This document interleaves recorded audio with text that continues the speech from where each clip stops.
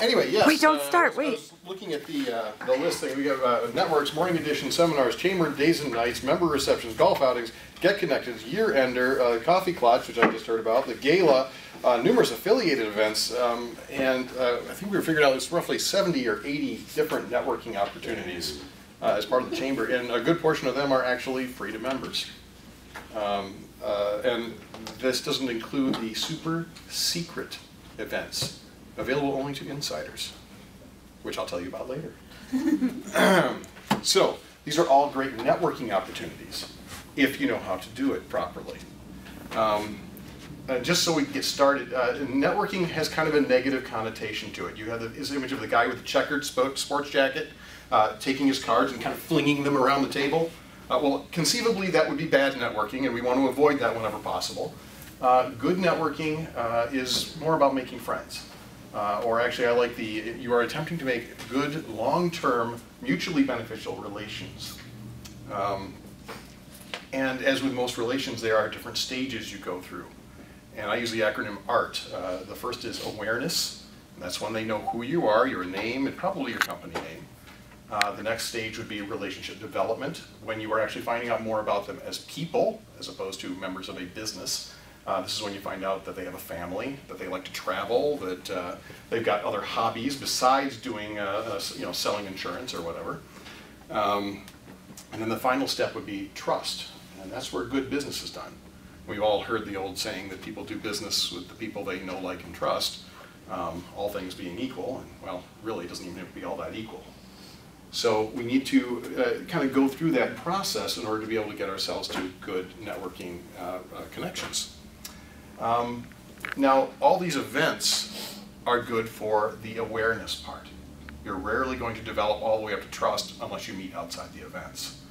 So there's a few ideas about good networking techniques that are handed out. I just want to cover 3 of them in particular.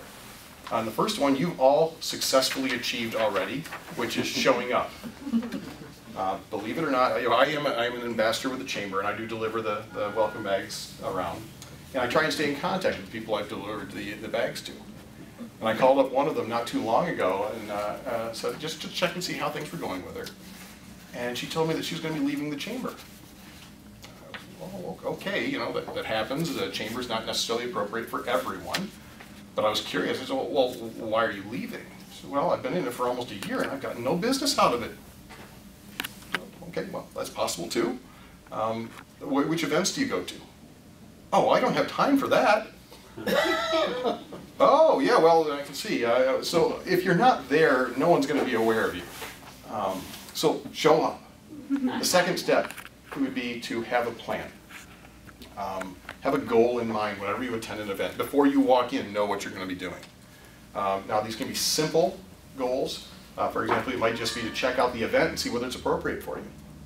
Or it could be something a little more complex, like to meet 2 brand new people that you've never met before and get their business cards. Now, you can become much more sophisticated and say, I want to bring 2 people together that I know will actually be good for each other. But whatever it is, have a goal in mind. First of all, people who don't have goals are the ones who walk out thinking they wasted their time, and chances are they probably did. Also, if you have a goal, if nothing else, you'll know when you're done and you can go home. So, have a goal. The final one I want to talk about is probably the most important one of all, and that's to follow through.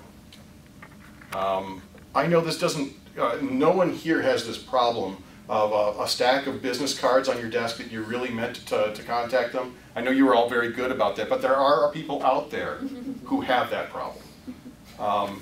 My recommendation is always have a system.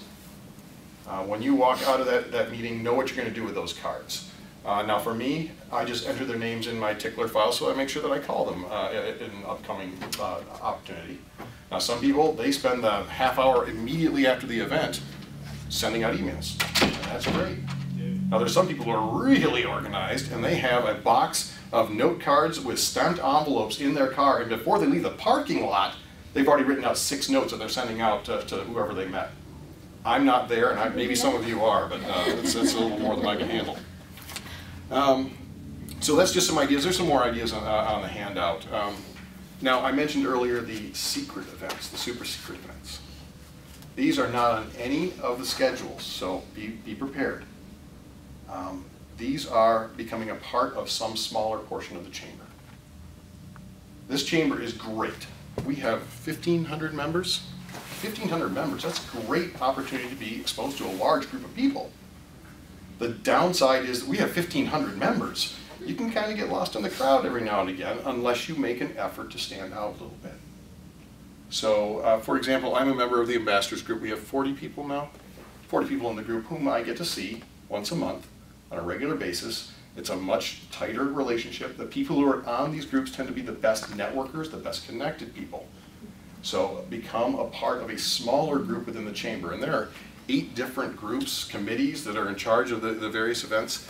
Usually, all you have to do is ask, and they'll put you on the committee or group. They usually require very little time. We have, for the ambassadors, it's 1 meeting a month that lasts for about an hour, most of which is actually networking. And then they would like you to attend one of the networking events. Well, you were going to do that anyway, so right there. So yeah, become a part of that smaller group, and you will find out you get a lot better results. In fact, I may not be typical, and I can't guarantee you will see these kind of results, but I've received enough business from being on the ambassadors group to pay for my chamber membership for the next 15 years. So you might want to check that out. There's a lot of other stuff I'd love to talk about networking, and if anyone would like to chat afterwards, I'd be more than happy just to sit and talk for a long time about this stuff.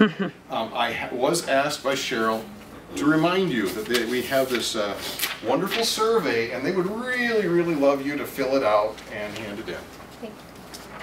Thank you very much.